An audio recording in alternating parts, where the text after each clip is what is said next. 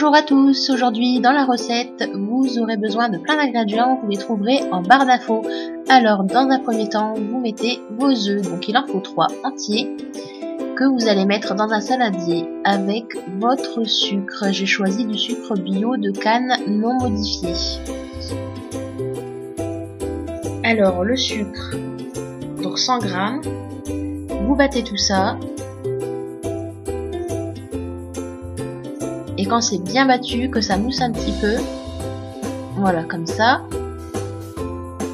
hop, voilà, ça mousse. Vous allez venir ajouter votre farine petit à petit. La farine, 150 g. Donc n'hésitez pas à prendre un fouet à main, pardon, pas à moins. Moi personnellement, je prends un fouet à main, ça va bien mieux pour mélanger. Donc toujours petit à petit pour éviter les grumeaux.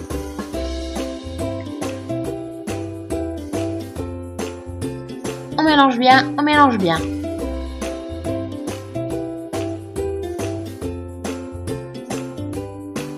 C'est très important de ne pas avoir de grumeaux parce que c'est très désagréable dans la bouche une fois cuit. Ensuite, on ajoute de la crème fraîche, 3 cuillères à soupe. Alors j'ai choisi une crème fraîche au standard bio de chez Carrefour. Vous pouvez tout à fait mettre une crème fraîche allégée, il n'y a pas de souci, ça passe également. Alors c'est pareil, toujours au fouet à main, on mélange, on mélange. C'est une recette très rapide à faire et c'est très bon.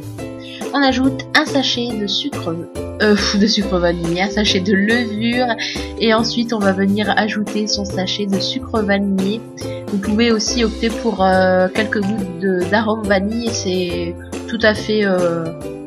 pareil, ça s'adapte de toute façon. Vous pouvez ajouter l'arôme de votre choix. Après, si vous avez envie de mettre de la noix de coco, vous mettez de la noix de coco. Ensuite, on mélange, toujours la même chose. Voilà, la pâte fait un ruban. Ensuite, on ajoute, alors là, c'est selon les goûts.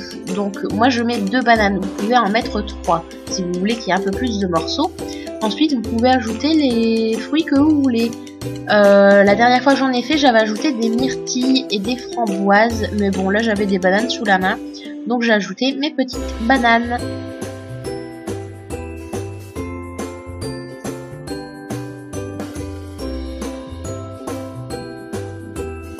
On mélange à la spatule histoire de bien répartir les morceaux dans la pâte. On évite le fouet parce que les morceaux se coincent dans les petites pales du fouet, donc plutôt préférer une spatule, une maryse, c'est pareil. Ensuite, pareil pour les moules. Alors personnellement, je fais ça comme des petits cakes, donc j'ai pris des moules standards de petits cakes, tout à fait vraiment le modèle de base. Après, vous pouvez mettre un papier dedans, type cupcake. Bon, j'en ai pas mis, mais bon, ça allait très bien à démouler, donc... Voilà, on enfourne pour une demi-heure à 180 degrés. Et voilà le travail, bon appétit!